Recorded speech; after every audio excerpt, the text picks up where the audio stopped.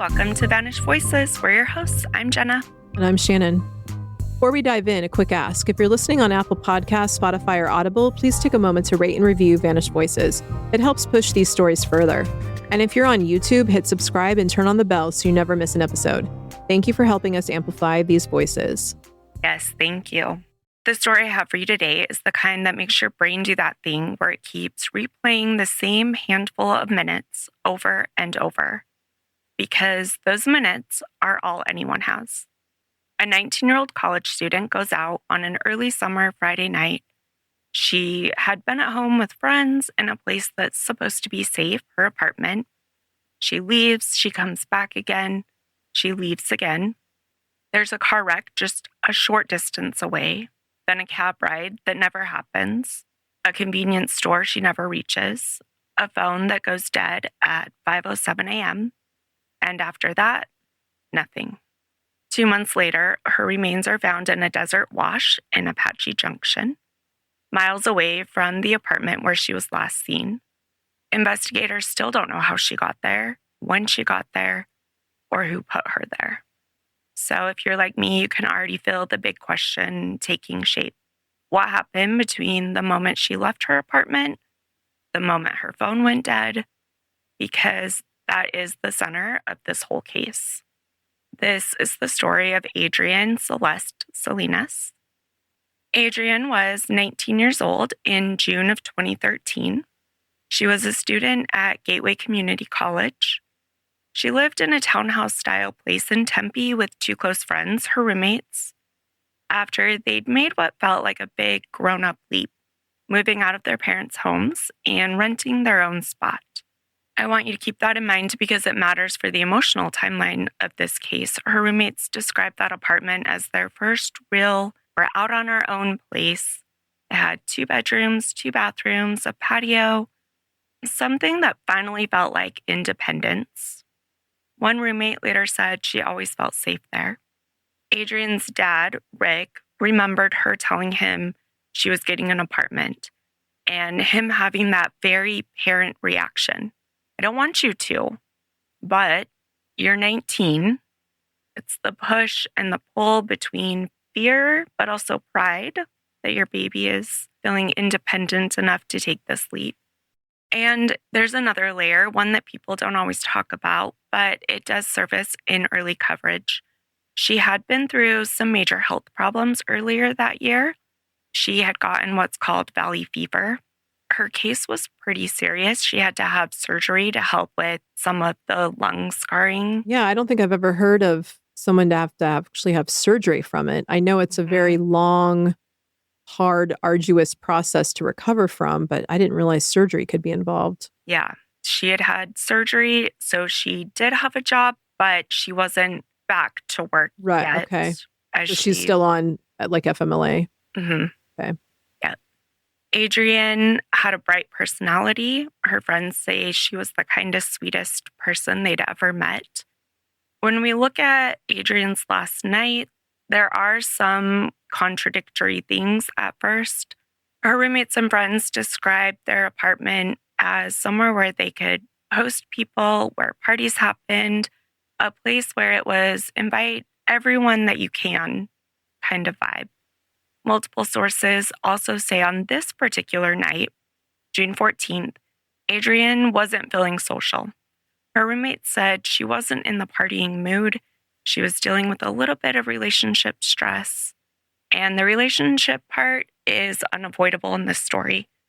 Adrienne's longtime boyfriend, Fran, who had known her for years, her dad, Rick, said the whole family had known Fran since he and Adrienne met in 8th grade. And one roommate said it felt like they'd known each other since they were kids. Investigators described the relationship, though, as on again, off again, and strained at least the night she disappeared. Everything that we'll talk about in this case comes from a patchwork from police statements, reports by media, as many records as we've been able to source. There are surveillance findings that some have been made public. There are interviews, especially in the unresolved docuseries that was done by Arizona Family Reporting. And also, People magazine investigates. A lot of these things come from those sources. Yeah, I know I've definitely seen the People magazine investigates Mm-hmm. one. Now, Friday night, June 14th, there was a birthday celebration at Adrienne's apartment. Both the FBI's public case summary and multiple media accounts describe it as a party. It wasn't a tiny hangout either. In reporting, it says dozens of people, and some reporting says 40 plus people. Adrienne's roommates say she wasn't excited to have the party. She wasn't feeling particularly social. Whose birthday was it? A mutual friend. Okay, so they were hosting for the friend. So it wasn't any of the people that lived in the apartment. I don't believe so. Okay. Adrienne was reportedly upset about her boyfriend showing interest in other women at the party. The party was loud. That's a lot of people in a small townhouse.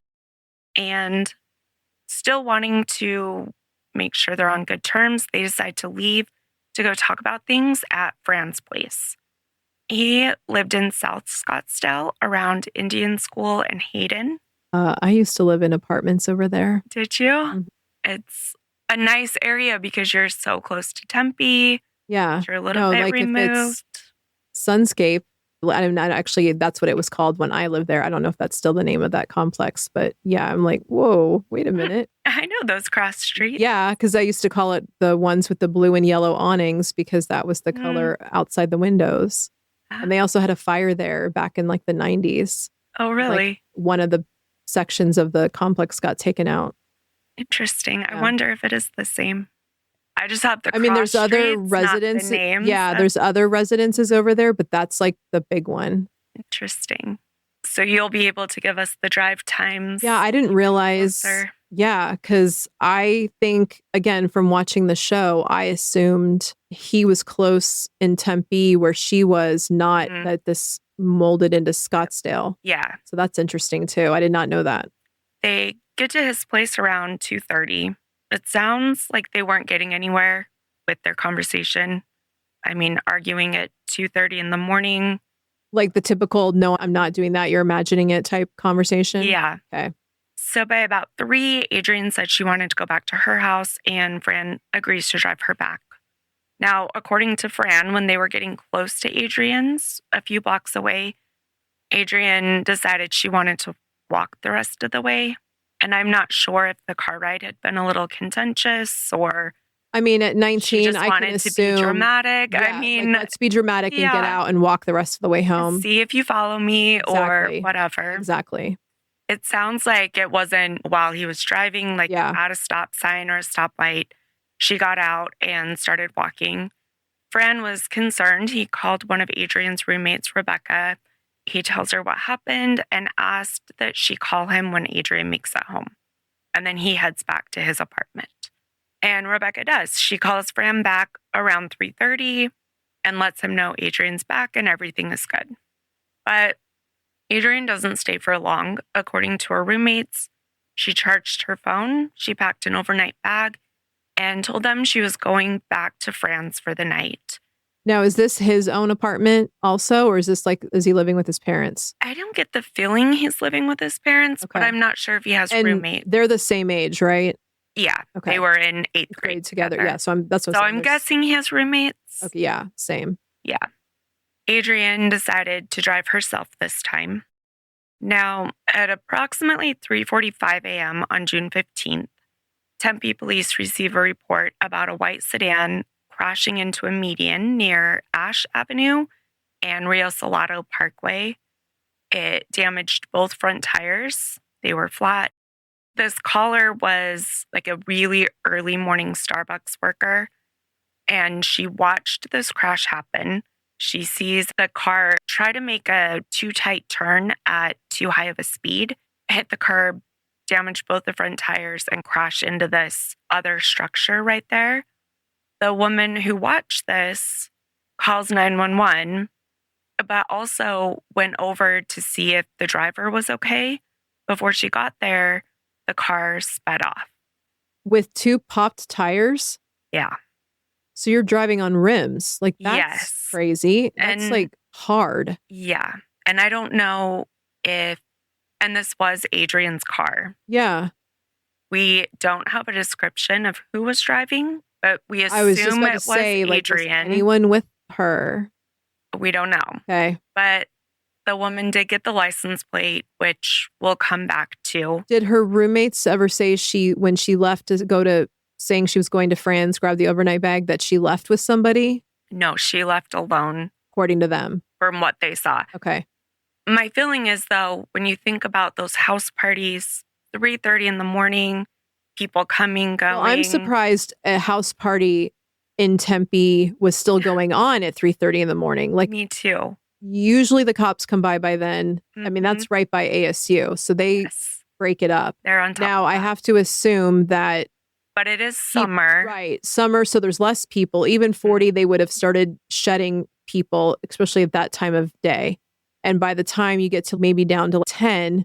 Right. I mean, generally, they'll tell you to take it indoors versus like outside at your pool area or whatever. But I used to do it. We had a house that we all hung out at. And yes, we'd get to midnight, 1 a.m. and we'd start shedding the party goers, and just like the friend group would stay back. But we would move it indoors to avoid police showing up and not be outside in the like the outside back pool area. Being loud. And now a townhouse would have a communal pool, so I doubt that they would be out there. So I would assume besides the patio, you would have to be indoors or you would get the police to show up.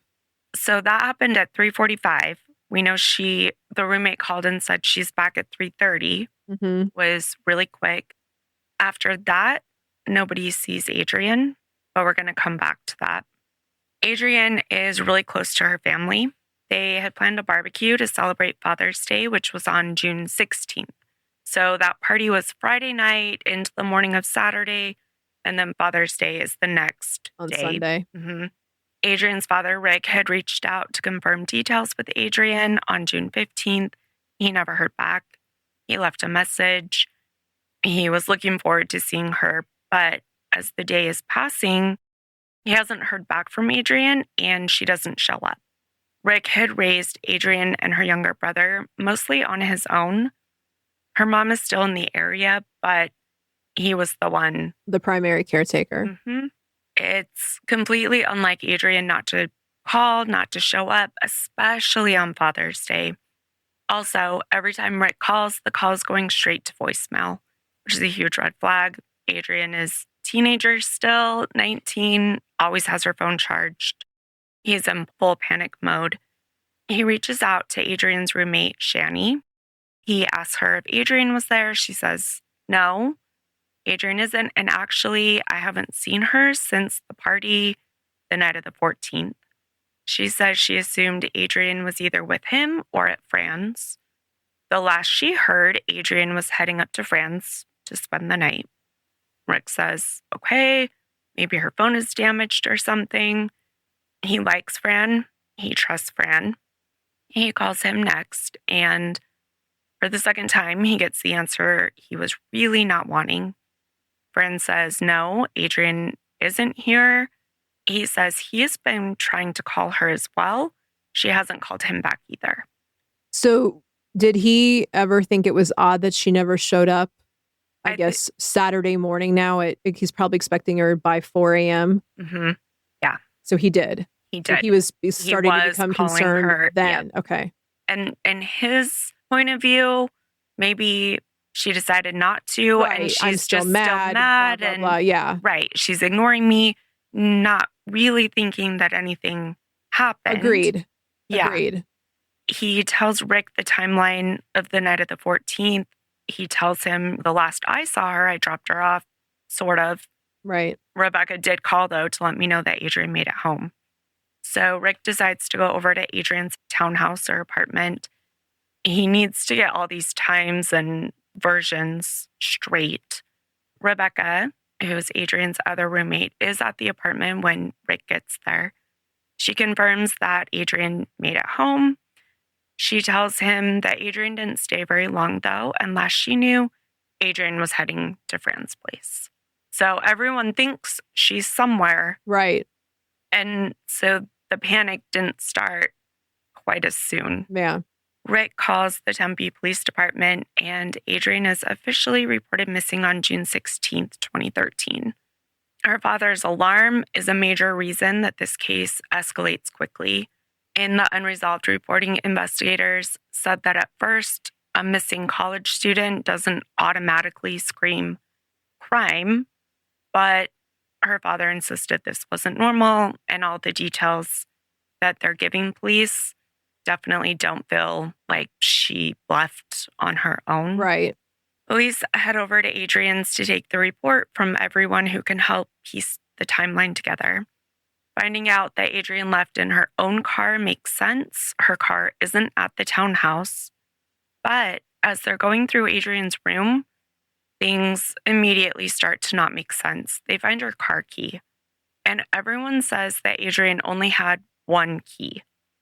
They swear Adrienne only has one. I guess it's a thing. Sometimes it gets misplaced. There's not a backup. And they find that key in her room. They also find Adrienne's purse in her room with all of her bank cards, her ID, everything. Yeah, that does not make sense. If she left, although, okay, she pops both tires, maybe she turns around and goes home again. Right. And now I'm like, oh, so then did she try walking to Fran's house, which seems crazy because why wouldn't you just call him to come and get you? Mm-hmm. So that's a walk. That's to get far. From, I mean, I don't know 8 miles. Well, I don't know where, do we know the cross streets of her townhouse in Tempe? She's right by University and Hardy. Yeah, so to get to Hayden and Indian School, that's, 7 to 8 miles, but to walk it, we're talking hours. So that just doesn't make sense. No. Also in her room are the clothes that Adrienne had been wearing at the party. They're the only clothes that anyone saw her in that night. Rebecca is certain that when she saw Adrienne leave to drive to Fran's, she was still wearing that outfit. So to me, there has to be some point in the timeline where Adrienne came back, maybe changed. Oh, but her car is not in complex. So she drove away from where that crash so with that crash at Ash and Rio Salado from University and Hardy, that's not horribly far. And she drove some of it. Right. So to even go back and abandon the car somewhere in Tempe and then walk the rest of the way to get back home. But it's still, I could see leaving the car key. But why would you leave? And maybe changing your clothes. Because heck, maybe you hit the steering wheel. Had except some you'd blood find on it. Blood on the clothes. But leaving the purse with the bank cards, that doesn't make sense. Unless she's not thinking straight. But nobody saw her come back. Yeah. What time did the party end? That I'm not sure on. I couldn't find. I'm like, was there still people there? And maybe her roommates had the roommates asleep, gone? Right. Had the roommates gone to bed? Had the party goers now officially all gone? 4 a.m. is long. So it is. Even at 19, I feel like at that point, get out of my house. Totally. Adrienne decided after that, we know from phone records and further reporting that she had decided to call a cab to take her to Fran's. Later that day on the 16th, police do put together that the 911 call from 3:45 a.m. on the 15th about the car crash, they figure out that this was Adrienne. They got the plates. They're able to match that. They're also looking for Adrienne's car, not knowing that the crash had happened. Now, the reporting says one of two things happened next. Either Rick and Fran are out looking in the area and find her car the night of the 16th, or police find it early on the morning of the 17th. But either way, they find her car. They're able to process it on the morning of the 17th, and it was only a few blocks from where Adrienne lives. Okay, so she did drive it somewhat and then abandon it. Yes, on those rims. Now, for whatever reason, police look at the car, they take pictures, but they don't actually impound it or do a deeper search for evidence. Pretty quickly, they release the car to Adrienne's dad. In the car, they find a notebook, and she had a BlackBerry phone sitting on the driver's seat. Why wouldn't they take that? They didn't take anything, just took the pictures, but they don't take either item. That's weird. They realize it the next day on the 18th, and they go to get the car. Both those things are gone. Not with the dad? The notebook her mom had, she'd been looking through it. She gives it right back to police. No one can find the phone. To this day, What? they haven't found the phone. The car was released to the dad. What? It doesn't make sense. No. That part of it, I don't understand. Now, multiple sources say investigators worked leads aggressively. They canvassed her neighborhood. They interviewed everybody that had been at the party, all the neighbors. They did pull cell phone records. They got an exigent record request, which gives them a limited set of records. Police are able to get that without a warrant. So it will show calls and texts like ingoing and outgoing, but not the details of those messages. So you can see the very basics and you can get it really fast. Now, do they say that they see Fran attempting to call her, wondering where she was? They do. Okay. They also see that Adrienne had made over 40 calls to Fran in those early morning hours. And he was asleep for some of them. He was woken up by the text that said she was coming over, but then he assumed she changed her mind when she didn't come. Now, also on the 17th, police searched the Tempe town lake using sonar based on the idea that she may have tried to walk somewhere and something went wrong. Police obviously want to talk to Fran. They track him down on the 17th. They find Fran hanging missing person posters for Adrienne in a park. He's actively trying to find her with her family. They ask him to come to the station and talk to them, and he agrees right away. They describe him as being really upfront. In later reporting, police say he seemed devastated and wanted to give them whatever they needed to help. He tells police his timeline of events from that night. He says after he dropped her off near her apartment, he headed back home. Once he heard that she made it, he went to bed. He said he was woken up by some of the calls and texts. He lets police go through his phone, look at his messages. There's one from 4:43 a.m. that was from Adrienne that said she was coming over. So she had told her roommates that she was headed to Fran's at 3:30, 3:45. Then the wreck happens. I guess she needed a minute to regroup.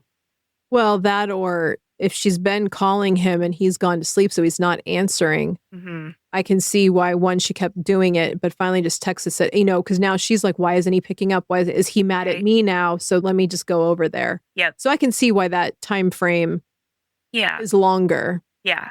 Because she was probably trying to call him, tell him she just popped both their tires too. I know. After that 4:43 a.m. text, the calls and texts to him stopped. Now, the search didn't find any signs of her. Early on, police say they had no witnesses, no suspects, very little information. It was trying and frustrating for detectives to not find more quicker. Police realized they should have processed the car. They get it back from Adrienne's family on the 18th. And like I said, they looked at the pictures, saw what was in there. At least they had taken those. We never find the phone. They go through everything they can from her phone records. They realize there was a call made about 25 minutes before that last text to Fran. At 4:20 a.m., Adrienne made a call to a cab company. It's this local company that's family owned. Investigators want to talk to whoever Adrienne talked to. They obviously want to talk to the driver, who will call Tom as soon as possible. But he is on his way to the Grand Canyon. He's driving a group up there. For whatever reason, they decide it's better to talk to him sooner rather than wait till they can have him in. So they set up a phone call with Tom, his father who owns the company, and with detectives. Now, Can you imagine being in that cab, getting a ride up to the Grand Canyon, and your driver needs to get on a phone call with the police Uh-huh. to talk about his ride from that morning or the previous morning. a few days ago about a missing girl, and he was probably the last one to see her. Yeah. Yeah. On the Unresolved series, they talk about this call. Tom says, yes, he talked to Adrienne that morning. He agreed to meet her at an AM PM on the corner of Hardy and University. Hardy and University. Can you picture it? I feel like I've been there. Yeah, probably. University goes this way. You know, I'm like, so it's okay, Kyrene, and we've Hardy. got, yep. Okay, yeah, I do know where that's at. So he's going to pick her up at AM PM. It's just a few blocks away from her place. When he spoke to her, Tom had told Adrienne that it would take him a little bit of time to get there. He was finishing up another ride and he couldn't pick her up for about 30 minutes. She agreed. Oh, that's the AM PM that, okay, yeah, I know exactly which one that is. That's like a major one right by Mill Avenue. Oh. But one street up. Mm-hmm. And it's always been a sketchy one to be around. Like I did not like stopping at that one. Oh. If I needed to. Interesting. Without, and especially as a female, I preferred to go there in groups. So I'd go there when I was with people. I didn't like stopping there if I was, especially late at night. I didn't like stopping there if I was by myself. You would definitely there was always people hanging out there and you would definitely get accosted, at least by somebody saying something to you. Oh, so yeah, I'm like, okay, so at that time of morning, 4:30, 5 a.m. I honestly don't remember. I mean, I'm sure they were 24 hours. That actually makes a lot of sense. Yeah. I never probably went there at that time of day, morning, but I just know in the normal bar hours, it was not my favorite gas station to stop at. Interesting. I couldn't picture that one. It took me a minute. I would say it's by the Oreganos, but. Oh, yeah. Yeah. Okay. Yep. I know the one. Yeah. Yeah. So Tom said he couldn't get there for 30 minutes. He was finishing up another ride. Adrienne agreed and said she would meet him over there. Tom tells police he called Adrienne to confirm that she was still in need of a ride as he was getting close. She said she wasn't there yet, but would head over that way. I'm not sure if she was waiting at her apartment. Does his cab have logs? Doesn't seem like it. So it's almost not, it's kind of it's not yellow cab. Mm-mm. Okay. Nope. Tom gets to the location. He doesn't see Adrienne. He calls. He doesn't get an answer. He gets out of the cab, walks around, smokes. Said he waited about 10 minutes. He tried calling again a few more times. Got no answer. After waiting, he decided she must have changed her mind or found another ride, so he leaves. Investigators can see the call logs match up with his version of events. They also go to the AM/PM and get the surveillance from that night, and it matches up with his story.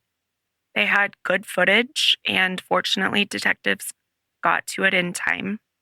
Detectives are kind of feeling like this is a lead that they can cross off their list. Everything seems to match up. But a couple days later, they get a really interesting phone call.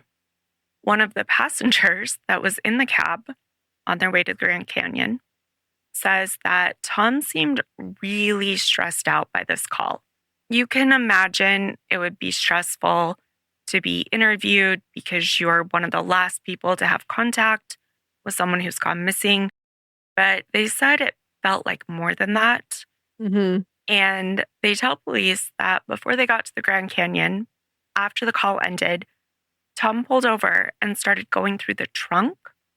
The passenger says Tom pulled over on the freeway to get into the trunk of his car while he has clients in the back seat. Yeah, I kind of get the feeling that it was more like on that way to Williams or the one of the scenic route, but still, yeah, that's even worse. Like you pull over on the shoulder over there. Way worse. Way worse. Yeah, that's like isn't that a 2-lane highway? I think so. Yeah. I haven't been there for a few years, but yeah. The passenger says that Tom is muttering to himself, and out of the trunk, he pulls out what they swear was a hacksaw.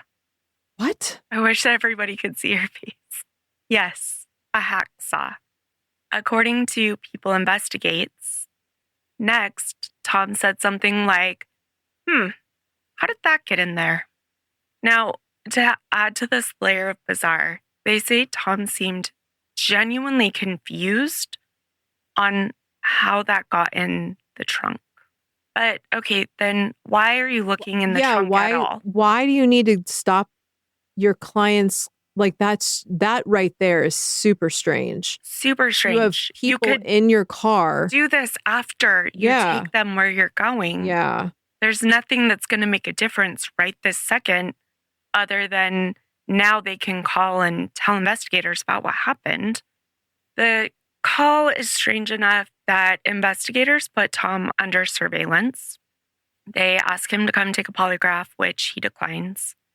It doesn't seem like Tom has a criminal record, but his dad had some run-ins with the law in years past. So possibly his dad had told him not to take a polygraph. I'm not sure.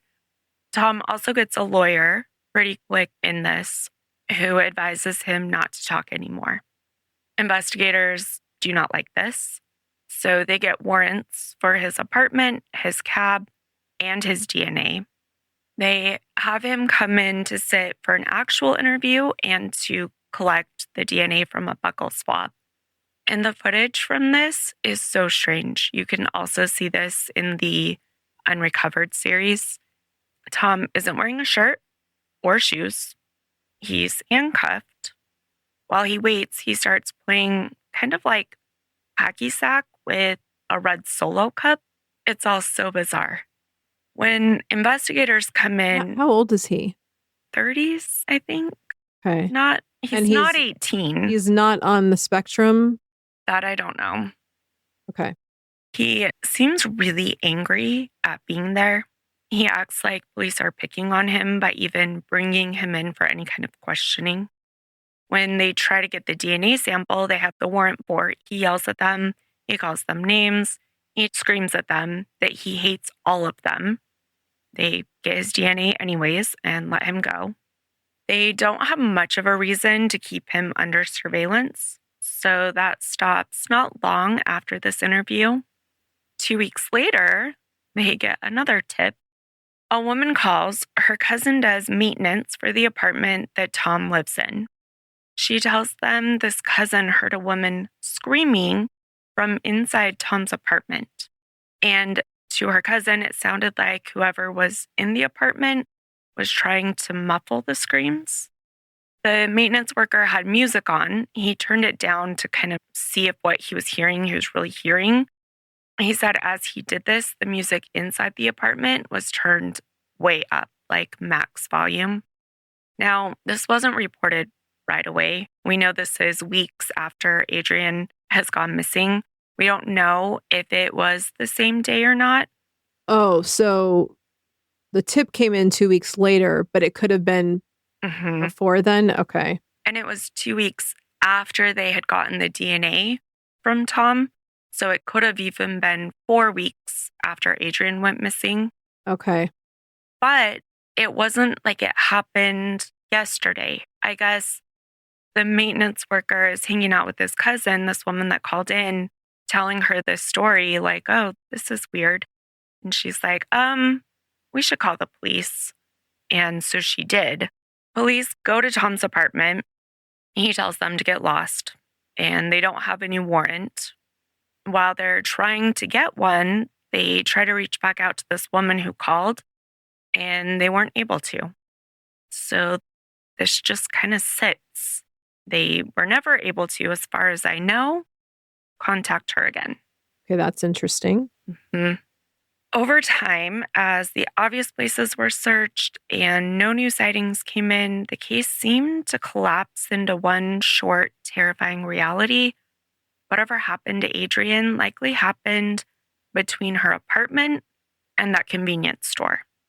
Investigators have described this as a case with a crowded social environment, lots of people at the party, lots of potential contacts, but still a critical lack of direct observation. By early July, there was a reward being offered for information leading to her safe return. This started at $10,000 and was raised to $20,000, which is where it sits today. A sizable monsoon hit the Phoenix area on July 21st, 2013. A meteorologist with the county flood control agency explained that stream gauges recorded roughly 5 hours of runoff and measured around 4 feet of water depth and over 600 cubic feet per second in some of the washes in the area. And this was a weather event that sent water everywhere. It was powerful enough to move debris, change terrain, wash cars away. It was one of the biggest ones that Phoenix had seen in a while. A couple weeks later, on August 6th, 2013, a man was walking in a desert wash in Apache Junction and discovered what appeared to be human remains. This is one of those moments in a case where answer and devastation arrive in the same package. Investigators had spent weeks hoping that they could find Adrienne alive. Now they're looking at a recovery scene in this desert wash about 40-ish miles away from where Adrienne was last seen.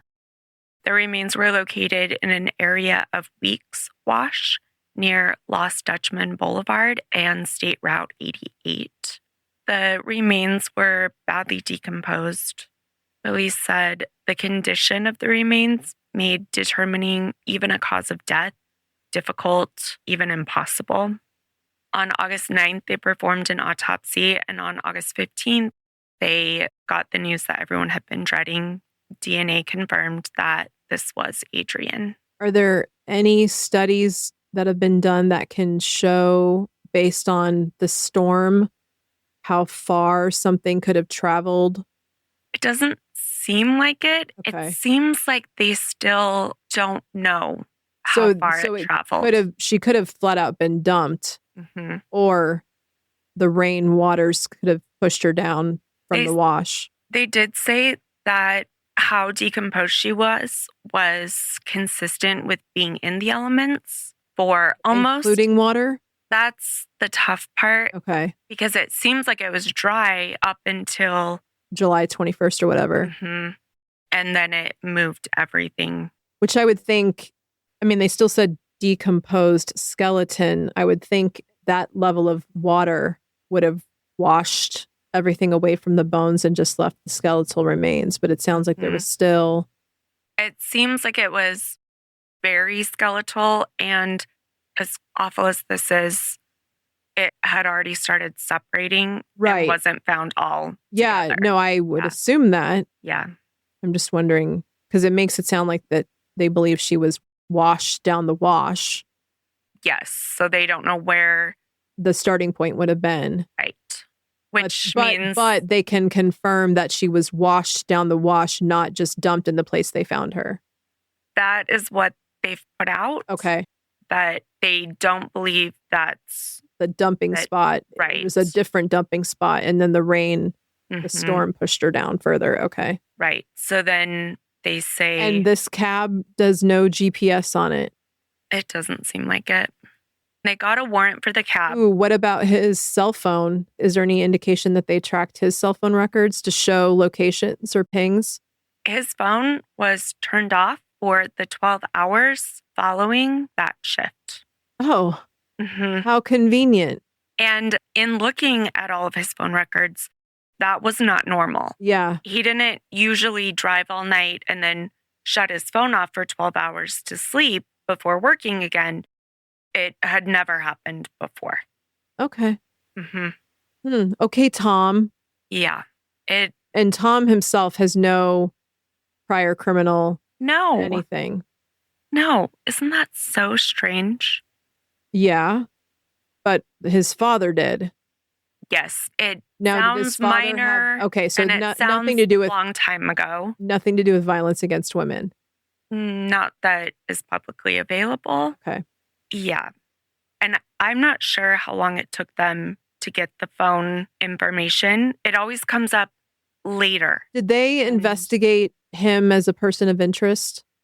Yes. Did they interview friends of his or acquaintances or people that could give them a picture that they've... That I did not see. So that they may have, and we just don't know. Right. Okay. They went through his cab. They did not find any evidence that Adrienne had been in there. Was it clean? No. Oh, okay. It had not been cleaned, and it wasn't as messy as his apartment was, since he's having other people come in, but it had not been cleaned recently, and his apartment was apparently a disaster.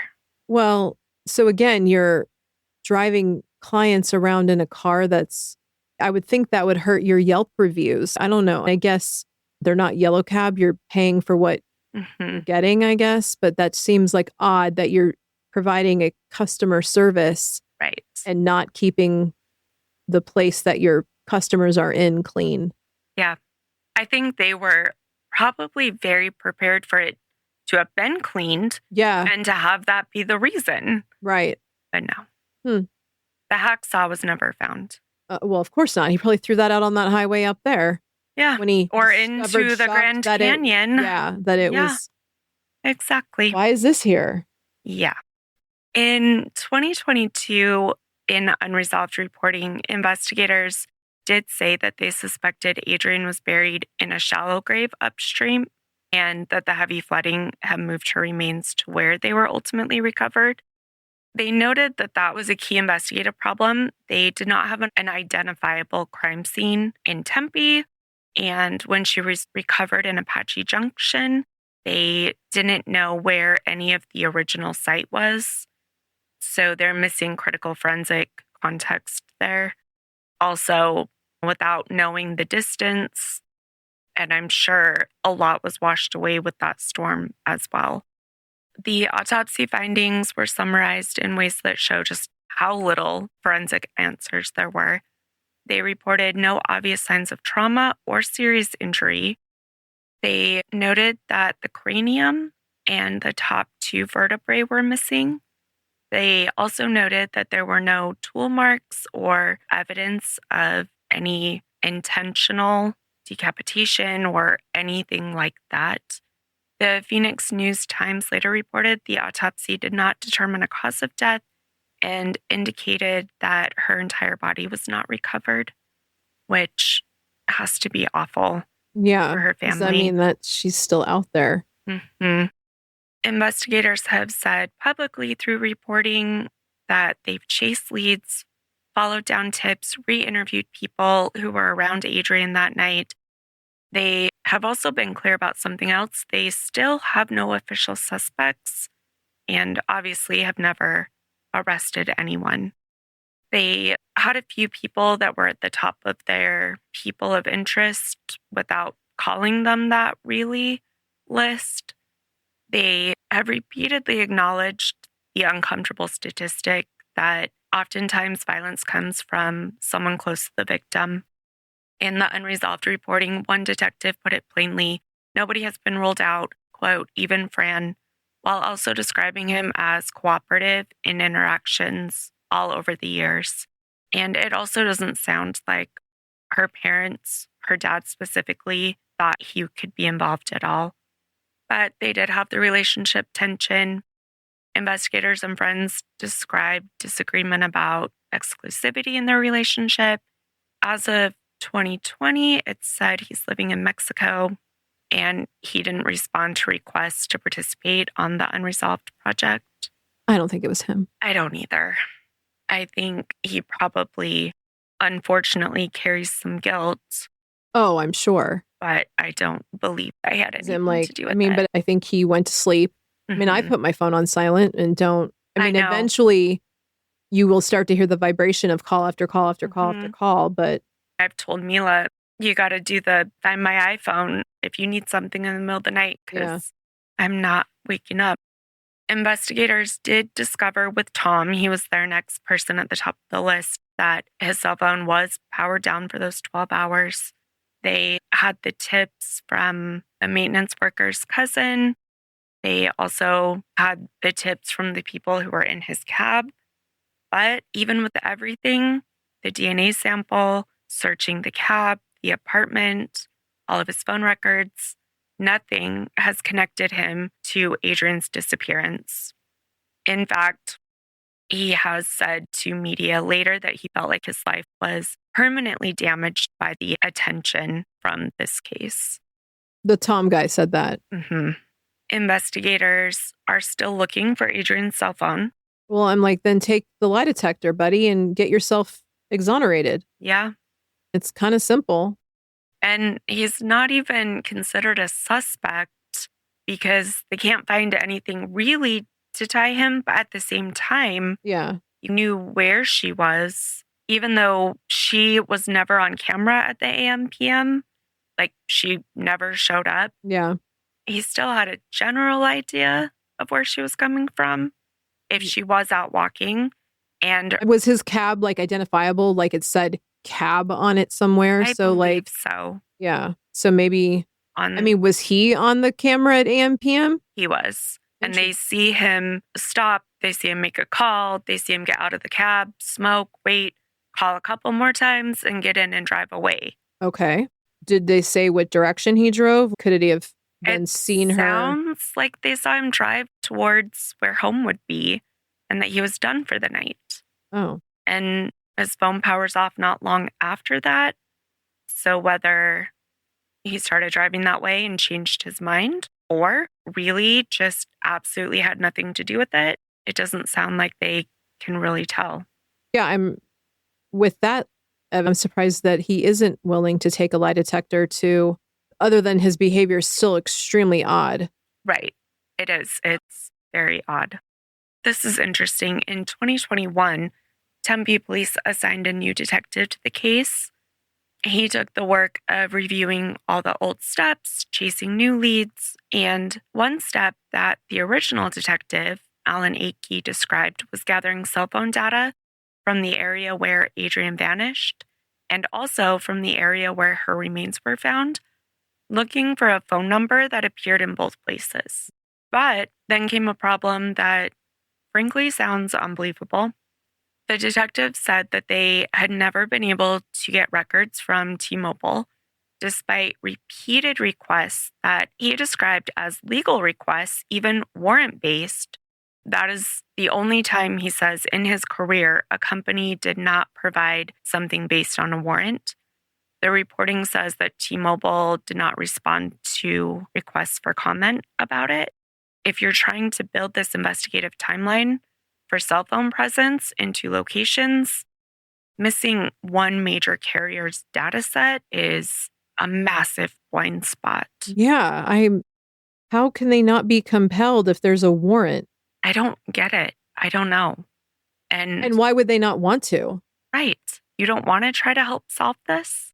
It doesn't make any sense. Well, and you could even, heck, if the warrant is, you don't even have to provide the names of the owners, and unless you could do the research yourself to say, yes, here's the number that was in bulk. You don't have to divulge anyone else's information. Totally. That's, again, odd. Yeah. And I wonder, because that's from 2021, 2022, I doubt they still have records 10 years later. Probably not. But it doesn't sound like they ever got them. That's crazy. Because, again, I get wanting to protect your other client's privacy. Yeah. But you could then look and see, is there a matching number in these 2 locations? Right. For one day. And then provide that to the police to maintain the integrity of all the other numbers on that list. That seems weird. Yeah, agreed. Now, one other possibility that Tempe police considered was the possibility that an accused serial killer could be responsible for Adrienne's disappearance. They stated they were not referring to Brian Patrick Miller as a suspect, who was also known as the Zombie Hunter, which is a lame-ass name he gave himself. But they said they had not closed the door on the possibility. Do you know the Zombie Hunter? Yeah. From I was trying to think if the MO matches. Not really. No, say it, not really. Because he used knife, and they should be able to see that at least. Also, most of his were earlier on. Yeah. And I guess When he was originally arrested, he had a really good friend who did not believe that he could be responsible for this.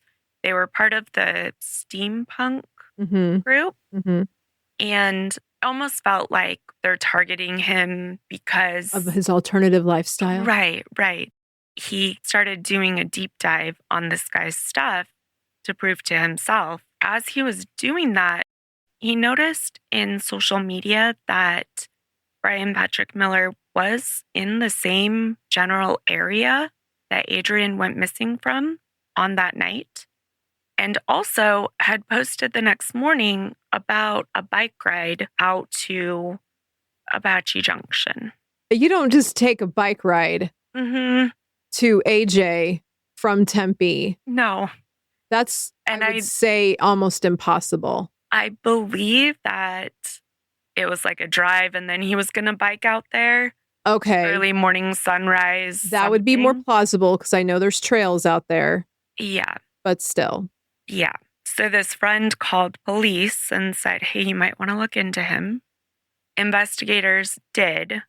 In their view, there are things that are circumstantial, yes, but they did say that there's information that didn't fit the way that he did things in other cases.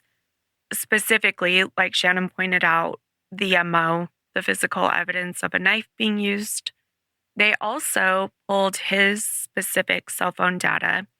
It does indicate that he was in Tempe, but not like at the same time as when Adrienne vanished. And also his signal did not show in Apache Junction where her remains were found.